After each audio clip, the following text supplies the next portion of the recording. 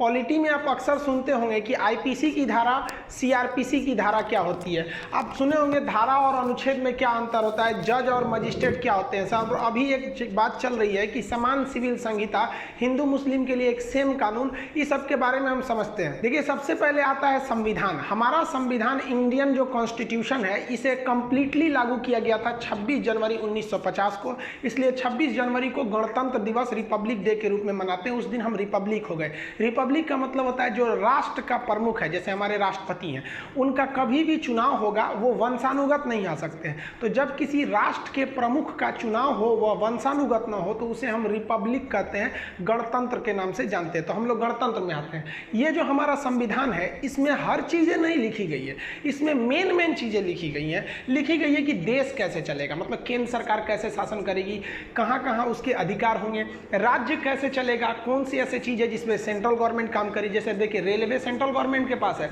जबकि रेलवे में राज्य सरकार कुछ नहीं कर सकती है, पोस्ट ऑफिस में नहीं कर सकती है, बैंक में कुछ नहीं कर सकती है। जो बैंक आपको चेन्नई में मिलेगा वो बैंक आपको यूपी में भी मिल सकता है, बिहार में भी। सबके नियम कानून एक जैसे रहेंगे। तो वो इसी संविधान में लिखे गए हैं। ये इसमें सरकार कैसे चलाएगी, कैसे राष्ट्रपति शपथ लेंगे, प्रधानमंत्री लेंगे, किसकी कितनी शक्ति होंगी, एक सामान्य विधायक या सांसद की कितनी शक्ति होगी, ये सारी चीज़ों की चर्चा इसी संविधान में किया गया है। इसमें नागरिकता की भी चर्चा है कि कौन हमारे यहाँ का नागरिक है और नागरिक होने के नाते उसे कौन कौन से अधिकार हैं, कौन है जो रह सकता है लेकिन नागरिक नहीं है, हमारे कौन से अधिकार हैं, कब वो अधिकार छीने जा सकते हैं, इसमें नया कानून कैसे बनाया जा सकता है, वर्तमान कानून को कैसे हटाए जा सकते हैं, यानी इसमें संशोधन कैसे किया जा सकता है।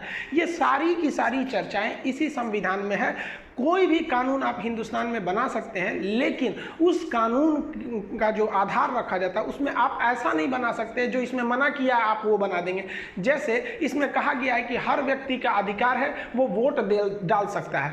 अब आप ऐसा नहीं कर सकते कि उसके जाति धर्म के आधार पर उसका वोटर लिस्ट से नाम हटा दीजिए। पता चला किसी एक धर्म का नाम हटा दीजिए कि ये धर्म के लोग वोट नहीं देंगे, तो संविधान कहता है कि नहीं भैया आप धर्म के नाम पर नहीं हटा सकते। तो ऐसा संसद कहीं कानून नहीं बना सकती। जब इस संविधान को बनाया जा रहा था तो इसको कोशिश ऐसा किया गया कि जब भी हमें संविधान की जरूरत पड़े, कुछ चीजों पे फंसे, तो हमें फटाक से वो चीज मिल जाए। तो अगर इस संविधान को कहानी की तरह लिख देते तो पता ही नहीं चलता किस पेज पर कौन सा चीज लिखा गया है। तो इसको पॉइंट टू पॉइंट लिख दिया गया है ताकि खोजने में आसानी रहेगी। जैसे कैसे आप किसी चीज को खोजते हैं किताब में तो पेज नंबर के हिसाब से खोज देते हैं, तो आप भी अगर नोट्स बनाते होंगे तो तीर दे के नोट्स बनाते होंगे। उसी तरह इस संविधान में जो पॉइंट दिए गए हैं उस पॉइंट को आर्टिकल्स कहते हैं।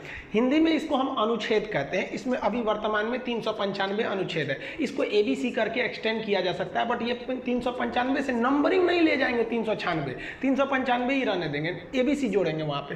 तो इसमें अनुच्छेद होते हैं, इसमें धारा का प्रयोग नहीं किया जाता। अनुच्छेद क्या होता है, पॉइंट होते हैं। जैसे हम कहेंगे कि भैया आप बताइए राष्ट्रपति किस में है, तो अनुच्छेद 52। तो हम खोलेंगे तो आराम से, मान लीजिए हमने कोई पेज खोला तो वहां पे लिखा हुआ अनुच्छेद 35, तो हम आराम से समझ जाएंगे तो 35 है। राष्ट्रपति की चर्चा करेंगे 52 में तो और घसका के चले जाएंगे। तो ये अनुच्छेद एक पॉइंट है जो हमें इस बात की सहूलियत करने देता है कि कौन सी चीजें कहाँ है। जैसे हम लोग, इसमें तो थोड़ा सा धुंधला दिख रहा होगा, जैसे मान लीजिए कि भारत राज्यों का संघ है, हम किसी दूसरे राज्य को भारत में मिला सकते हैं कि नहीं, तो ये अनुच्छेद 2 में लिखा है। जैसे सिक्किम को भारत में मिला लिया गया 16 मई 1975, उससे पहले सिक्किम भारत का नहीं था, वो एक स्वतंत्र देश था। और अनुच्छेद 3 में लिखा है कि वर्तमान राज्यों को तोड़ सकते हैं, आंध्र प्रदेश से तेलंगाना अलग हो गया, बिहार से झारखंड, ऐसे। तो ये अनुच्छेद में लिखे गया। वैसे ही संसद कहाँ है, तो 79 में संसद की चर्चा है। तो आप जब इस किताब को खोलिएगा और इत्तेफाक से मान लीजिए आपने 40 नंबर अनुच्छेद खोल दिया, तो आपको लगेगा ना नहीं हमको संसद के बारे में पढ़ना है, वो 79 में, तो आप आराम से पहुंच सकते हैं वहां पर। तो ये सहूलियत देने के लिए अनुच्छेद यानी आर्टिकल्स बना दिए गए। अगर कहानी की तरह लिख देता तो आपको पढ़ना पड़ता, अरे भाई साहब कहाँ कहाँ संसद निकल तो नहीं गया, समझ में आ गया। विकिपीडिया की तरह इसे बना देता सीधे, तो खोजते रहो जो घसका के बोर होकर छोड़ देते। लेकिन आप ही बताइए, हिंदुस्तान में तो बहुत सारे ऐसे मामले हैं जो इस संविधान में लिख ही नहीं जा सकते हैं। तो इसीलिए इस संविधान में है कि आप अलग से कानून बना सकते हैं, लेकिन ऐसा नहीं बना दीजिएगा कि इससे उल्टा हो जाए। तो हम लोग क्रिमिनल कानून अलग से बनाए हैं और सिविल कानून भी बहुत अलग से बनाए हैं। बात करते हैं सिविल कानून की। सिविल कानून उसे कहते हैं जिसमें मारपीट, गुंडागर्दी, डकैती, रेप, धमकी, ये सब चीजें नहीं रहती है। पैसे से रिलेटेड चीज़ों को हम सिविल मामला कहते हैं। किसी का मकान में घुस गए, खाली नहीं कर रहे हैं, खेत जोत लिए हैं, ये सब चीज़ें होती हैं। शादी ब्याह वाला मैटर, ये सब सिविल के अंतर्गत में आता है, न कि ये क्रिमिनल ऑफेंस में आते हैं सब। तो इसमें आपको एक सिविल लॉ बनाए जाते हैं। ये भी एक मोटी सी किताब है। इस किताब में ऐसी बातें नहीं लिखेंगे जो हमारा मेन किताब संविधान के उल्टा हो, तो ये सिविल कानून है। इसके अलावा और भी कानून होता है, प्रॉपर्टी कानून, कि कौन सी प्रॉपर्टी किसकी होगी। जैसे होता है ना कि अगर हमने कोई ज़मीन खरीदा है तो मेरी इच्छा पे डिपेंड करता है कि हम अपने बच्चों को वो ज़मीन देंगे कि नहीं। मान लीजिए मेरे 2 बच्चे हैं, तो हम चाहेंगे कि एक को सब दे दें, चाहेंगे तो कोनों को नहीं देंगे, किसी अनाथ आश्रम को हम दे देंगे।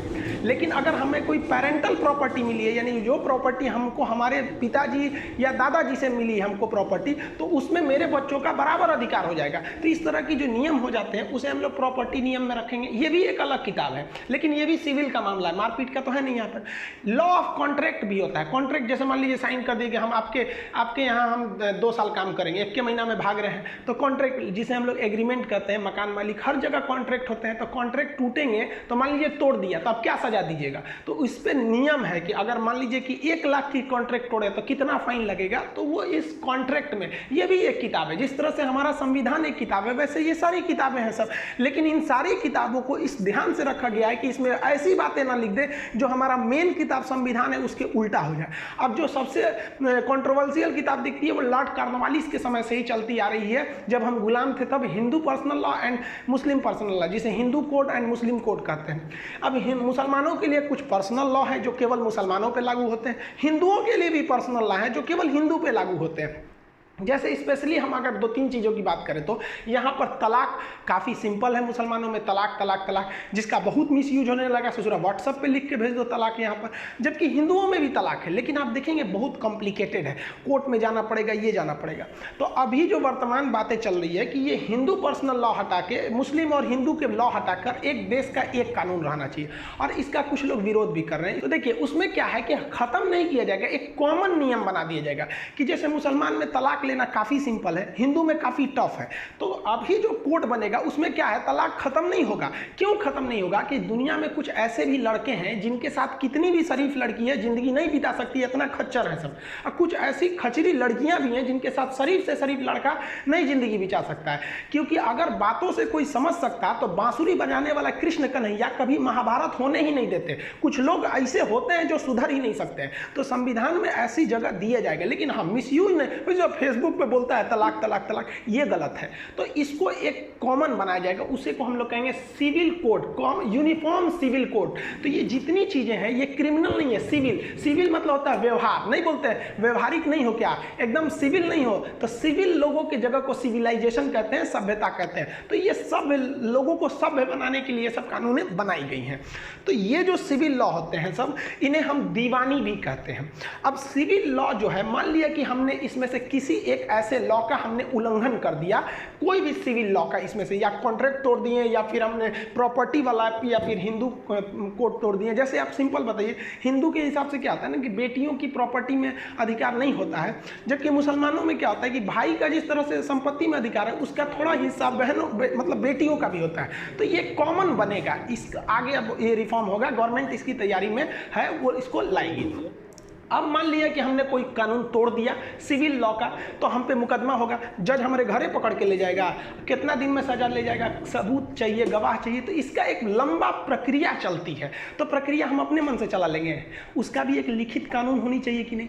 तो वो लिखित कानून की किस तरह से कोई सिविल लॉ टूटने पर उस व्यक्ति पर मुकदमा चलाया जाएगा, कब उसे गवाही के लिए बुलाया जाएगा, कब सबूत माना जाएगा, कब कहा जाएगा कि अगली तारीख पर आइएगा। तो एक प्रोसीजर होता है ना जी, तो उसी प्रोसीजर को हम लोग कहते हैं सिविल प्रोसीजर कोड। उस प्रोसीजर के लिए भी किताब है, नहीं तो सब वकील कहेगा सर नहीं ये हमारा प्रोसीजर, ये हमारा प्रोसीजर। तो एक नियम कानून होना चाहिए, नहीं कि नहीं, जो जज भी फॉलो करे कि भाई साहब आप कोई सबूत दिखाने से पहले हमको पहले सूचना दीजिएगा कि हम ये सबूत दिखाना चाहते हैं। ये नहीं कि सीधे जज साहब को चलिए, ए जज साहब लीजिए सबूत है, लीजिए, तो फेंक देगा जज, वहाँ कहेगा कि बकलोल कहीं का, तुम कैसा वकील है। इसीलिए ना आप डायरेक्ट वकील जज से बात नहीं कर सकते, क्योंकि आपको कोई भी प्रोसीजर नहीं पता है। वकील को प्रोसीजर पता होता है। तो एक नियम कानून होता है कि सीधे जज को नहीं दे सकते हैं, उसके लिए पेशकार होता है, नियम कानून होते हैं। तो सिविल मुकदमे के निपटारे के लिए जो नियम कानून है उसी को हम कहते हैं सिविल प्रोसीजर कोड, जिसको हम सीपीसी के नाम से कहते हैं। इसी सिविल प्रोसीजर कोड के तहत आप इनमें से किसी भी नियम का उल्लंघन करेंगे तो आप पे मुकदमा चलेगा। कितने साल में फैसला आता है ये डिपेंड नहीं करता है, कब आएगा वो करेगा कि नहीं, वो कोर्ट का मैटर है।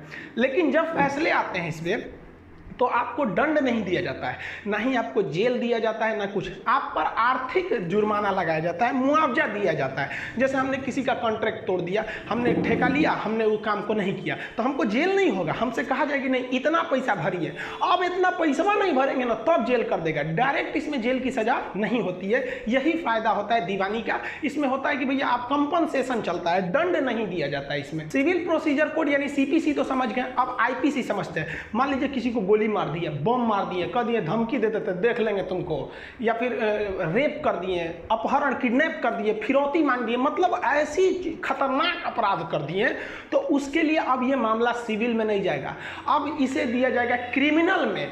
तो क्रिमिनल को हम लोग फौजदारी कहते हैं, फौजदारी मुकदमा। तो इस फौजदारी मुकदमा को निपटने के लिए उसके भी नियम कानून बनाए गए हैं, एक कोड बनाया गया है उसके लिए, उसे कहते हैं भारतीय दंड संहिता, इंडियन पिनल कोड। अब सोचिए ये इंडियन पिनल कोड 1861 का बना हुआ है, उस समय लॉर्ड मैकाले के समय, उतना पुराना अंग्रेजों का बनाया हुआ, आज भी चल रहा है। इसमें 511 धारा ले लेके हम लोग घूम रहे हैं लोग। तो अब यहाँ समझिए इसके तहत क्या कहा गया है, इसमें परिभाषा ये दी गई है कि मर्डर किसे कहा जाता है और मर्डर करने पर पुलिस किस धारा के तहत गिरफ्तार करेगी। अब यही आप अटक जाते हैं, धारा क्या होता है। जिस तरह से हमारा संविधान था उसमें पॉइंट टू पॉइंट बातें लिखी गई थी, उस पॉइंट को हम अनुच्छेद या आर्टिकल कहते हैं, उसी तरह इस किताब में भी बातें पॉइंट टू पॉइंट लिखी गई है कि मर्डर क्या है, डकैती, रेप, ये सब क्या है। तो उसको कहानी की तरह नहीं लिखेंगे ना, पॉइंट टू पॉइंट लिखेंगे। तो इस इंडियन पिनल कोड यानी आईपीसी की जो पॉइंट है, उस पॉइंट को हम धारा या अनुच्छेद ना बोलकर सेक्शन बोलते हैं। सेक्शन को हिंदी में हम कहते हैं धारा। यानी संविधान में हमें कोई चीज खोजनी है तो क्या कहेंगे, अनुच्छेद खोजो, तो आर्टिकल खोजो। लेकिन ये किताबों में अगर कुछ खोजना है कि सोचना मर्डर किया है, कौन चीज लगाए इस पे, तो आर्टिकल अनुच्छेद खोजोगे नहीं, पॉइंट खोजिए कि मर्डर कहाँ है, और उस पॉइंट को क्या कहेंगे कि धारा कहेंगे, यानी सेक्शन कहेंगे। इसमें कई सारे पॉइंट है सब, जैसे संविधान में 395 अनुच्छेद थे, तो यहाँ पे धाराएं हैं, यहाँ भी पॉइंट है सब, यहाँ 511 पॉइंट है सब, जिसमें बढ़ा घटा सकते हैं हम लोग जरूरत के हिसाब से। जैसे हम सिंपल सी बात बताते हैं आपको कि आपने किसी को गोली मारे, उसे सोचा बच गया कि जा, तब वो जाके कोर्ट में पुलिस को कहेगा मारा था हमको, हत्या की कोशिश किया था तो 307 लगेगा, अब मारे टपक गया तो 302 लगेगा। तो ये सब टाइप के लगता है। जैसे 376 बलात्कार पे लगता है, अब 376 के बाद 377 आ जाता है अप्रकृतिकृत। अप्रकृतिकृत मतलब ना अननेचुरल कर देते हैं, मतलब रेप करना जो होता है वो 376 पे आता है, लेकिन गैंग रेप कर देने पे एक तो वो अननेचुरल हो जाता है वहाँ पे। तो ये सब चीज़ें आती हैं, ये हम जब पढ़ाएंगे ना तो उसमें आपको ये सब चीज़ें बताएंगे। ये यूपी पुलिस वाला जो दरोगा वाले हैं लोग, उसमें ये सब क्वेश्चन सीधे पूछता है यूपी दरोगा वाले लोग यहाँ पर। तो ये आपका अनुच्छेद, ये अनुच्छेद नहीं है, ये क्या है, सब धाराएं हैं सब। ये किस काम में आती है सब, ये केवल पुलिस के काम में आती है। यानी आप अगर किसी को गोली मारे तो वो बच गया, तो पुलिस को ये अधिकार मिल जाता है किस धारा के तहत, 307 के तहत, कि आपको गिरफ्तार कर ले। मारे मर्डर हो गया तो 302 के तहत आपको गिरफ्तार कर सकती है, लेकिन पुलिस सजा नहीं सुना सकती है। पुलिस इन धाराओं के तहत करके आप पर चार्जशीट लगा देगी कि ये इसलिए पकड़ाया है और जज साहब को दे देगी। अब कोर्ट में प्रक्रिया शुरू होगी, अब आगे की प्रक्रिया कोर्ट में हो जाती है। इसको हम लोग क्या कहते हैं, धारा। उर्दू में इसे हम लोग क्या कहते हैं, ताजीराते हिंद। जैसे भारतीय दंड संहिता को क्या कहते हैं, ताजीराते हिंद। मूवी में सुनते होंगे ना, ताजीराते हिंद दफा 302। दफा मतलब ये, धारा कोई क्या कहते हैं, दफा। तो ताजीराते हिंद दफा 302 के तहत आपको मुलजिम करार दिया जाता है। तो मुलजिम करार दिया, अब आपको सजा सुनाएगा कि कितने साल की आपको सजा सुनाई जाती है। तो आईपीसी केवल आपके अपराध की परिभाषा है और वो पुलिस को यह अधिकार दे देता है कि इस आईपीसी यानी इस धारा के तहत आप गिरफ्तार के लिए। संहिता का मतलब होता है नियम कानून। दंड के लिए क्या नियम कानून है, दंड संहिता। चुनाव का क्या नियम कानून है, आचार संहिता।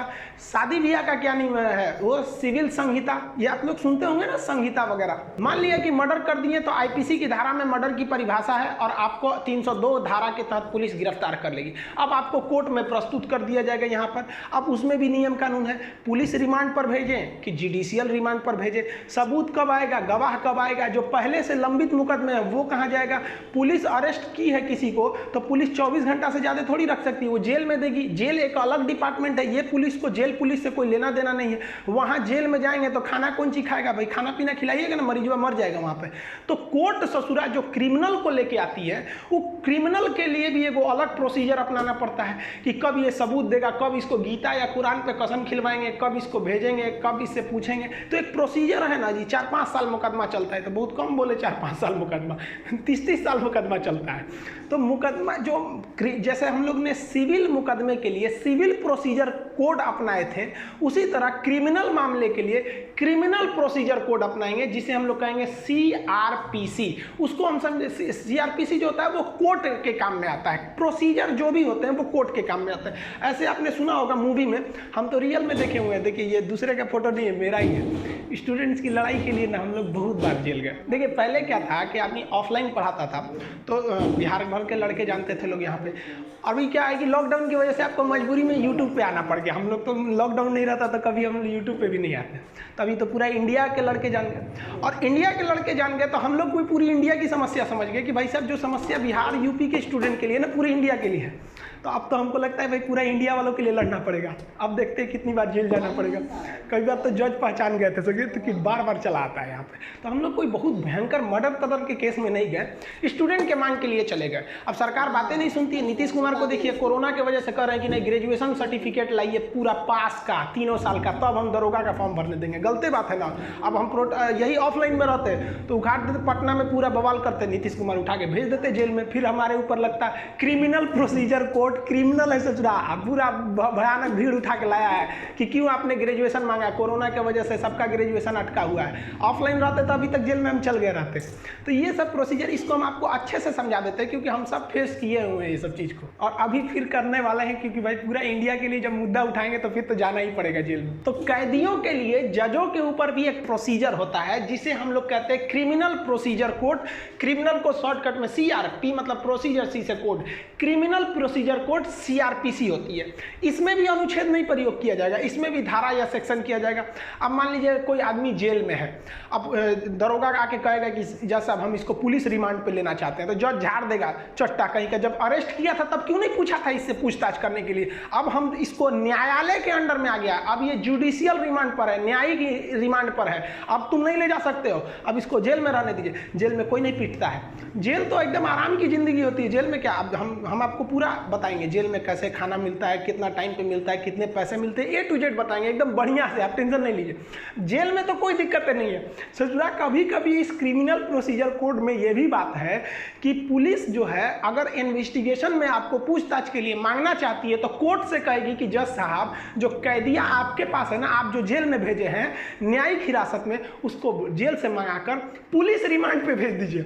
और जिन ससुरों को जुडिशियल रिमांड से जज बुला के पुलिस रिमांड पे भेजेगी, उनको जो धोएगा सब ना, उनका कोई हिसाब नहीं, बहुत बढ़िया से धोएगा सब। और उसके बाद जज के पास आएंगे ना वापस, तो जज पूछेगा पिटाए नहीं ना थे, कहेंगे नहीं, और जहाँ कह दिए आप हाँ, तो जज तो पुलिस को वहीं पे गरिया। जज का पावर इतना होता है ना कि डीएम एसपी को वहाँ पे उल्टा सीधा बोल देते हैं सब। हम अपने आँख के सामने देखें, उनका पावर बहुत होता है। तो वो आपको पीटेंगे सब, कहेंगे सर कि कोर्ट में बोलना मत, अब बोल दिए तो फिर तो बढ़िया से पीटेगा सब। तो ये एक प्रोसीजर होता है ना पुलिस के बाद। देखिए क्रिमिनल को सबसे ज्यादा अगर कोई डिफेंड करता है ना तो कोर्ट करती है, आराम से जाता है सब। बड़का बड़का क्रिमिनल जो हैबिचुएटेड हो जाता है सब, 1-2 बार वो कहता है सब पुलिस वाले क्या कौन सी नौटंकी की है, चार्जशीट लगा के कोर्ट में भेजिए। जानता है कोर्ट में जाएंगे, कोर्ट कर देगा हाँ जेल में भेजो, आप पुलिस को कहेगा उसको जेल में रहने दीजिए, आप जांच पड़ताल करिए। जांच में पता चल जाएगा क्राइम है तो कह देगा हाँ आप 3 साल जेल में रहिए, जाइए जेल में खाना खाते रहिए, 3 टाइम मिलेगा। ओवरऑल आप समझिए यहाँ पर हम जो एक सबसे बड़ी जो किताब है वो है संविधान। संविधान में जो पॉइंट टू पॉइंट बातें लिखी गई हैं उसे अनुच्छेद या आर्टिकल कहते हैं, 395 है। इस संविधान के अधीन सारी किताबें आती हैं, सुप्रीम कोर्ट हो गया, पुलिस हो गया, कुछ भी हो गया, इसी संविधान के अंडर आएंगे। इससे बड़ा कोई नहीं है इस देश में, यही सबसे बड़ा है। अब इसमें जो है सिविल लॉ है, जो दीवानी मामले हैं, उसमें मुस्लिम लॉ है, हिंदू लॉ है, कॉन्ट्रैक्ट लॉ है, कई ठो हैं। इनको निपटारा के लिए आपके पास है सिविल प्रोसीजर कोड, दीवानी मुकदमे। इसमें पेपर तगड़ा है जीत जाएंगे, पेपर तगड़ा नहीं है तो हार जाएंगे। अब आता है क्रिमिनल वाला, कोई गड़बड़ सड़बड़ काम किए हैं तो पुलिस किस तरह से गिरफ्तार करेगी, तो आईपीसी, इंडियन पिनल कोड ताजीराते हिंद के तहत गिरफ्तार कर लेगी। लेकिन पुलिस सजा तो दे नहीं सकती है, ये हैंडओवर कर देगी कोर्ट को। अब कोर्ट में एक प्रोसीजर चलेगा मुकदमा चलाने का, तो उसे कहेंगे क्रिमिनल प्रोसीजर कोड, सीआरपीसी कहेंगे। समझा गया कि नहीं आएगा? इन किताबों में भी कुछ कुछ चीजें पॉइंट टू पॉइंट है, उस पॉइंट को हम सेक्शन, धारा या दफा कहते हैं, जबकि इसके पॉइंट्स को हम आर्टिकल्स कहते हैं। अब बहुत से चीजें होती हैं, जैसे पुलिस स्टेशन में एफआईआर लिखवाना है, या फिर आपको सनहा लिखवाना है, या फिर आपको 0 एफआईआर लिखना है। किसी का 20 रुपया का सिम कार्ड गिर गया तो एफआईआर नहीं लिखते हैं सब, लेकिन उस सिम कार्ड से मिसयूज हो जाएगा तो आप फंस जाएंगे।